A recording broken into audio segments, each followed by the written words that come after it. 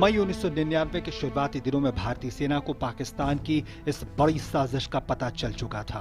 Pakistani special service group northern light infantry के करीब 5000 सैनिक घुसपैठियों के वेश में भारतीय चौकियों पर जमे हुए थे।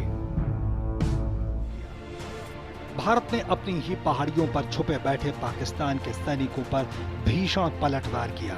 भारतीय तोपों ने ऊंची पहाड़ियों पर बैठे दुश्मनों को दहला कर रख दिया। लड़ाई बहुत मुश्किल होती जा रही थी। उसी समय भारतीय थल सेना को मदद देने के लिए भारतीय वायुसेना ने ऑपरेशन सफेद सागर शुरू किया। भारतीय वायुसेना पाकिस्तान पर पलटवार करने के लिए पूरी तरह से तैयार खड़ी थी। जैसे ही वायुसेना को आदेश मिला, उसके लड़ाकू जहाजों ने पाकिस्तान के छक्के छुड़ा दिए। 18,000 फीट की ऊंचाई पर स्थित पाकिस्तानी सेना के ठिकानों पर हवाई हमले शुरू हो गए। ये वायुसेना के लिए पहला युद्ध था जो इतनी ऊंचाई पर लड़ा गया। शुरुआत में भारतीय वायुसेना ने MiG-21, MiG-23, MiG-27 को जंग के मैदान में उतारा। तोलोलिंग युद्ध का अभियान 20 मई 1999 को शुरू हुआ, जिसका जिम्मा 18 ग्रेनेडियर्स को दिया गया। तोलोलिंग पर कब्जा करने की कोशिश में 18 ग्रेनेडियर्स के 25 जवान शहीद हो चुके थे। ये अपने आप में बहुत बड़ी क्षति थी और इसका कारण स्पष्ट था। ऊपर चोटी पर बैठा दुश्मन लगातार हमले कर रहा था, एडवांटेज की पोजीशन में था।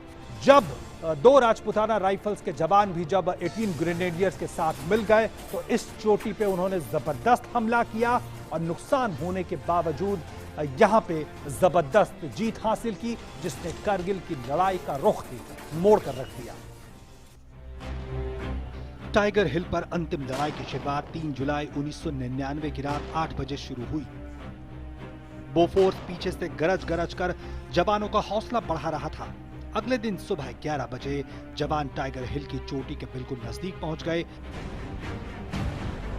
यहां पर पाकिस्तानियों से आमने सामने की लड़ाई शुरू हुई। अब उन्हें ऊंचाई का कोई फायदा नहीं था।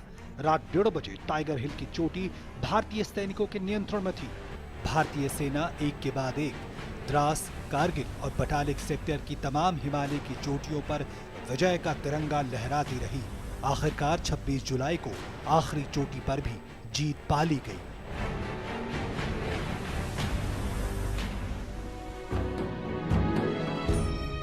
दो दशक पहले लिखी गई इस जांबाजी की दास्तान में हमारे 500 से ज्यादा जांबाजों ने अपना सर्वोच्च बलिदान दिया। 1300 जवान और ऑफिसर घायल हुए। दुश्मन को जवाब मिला और हमने भी कुछ सबक सीखे।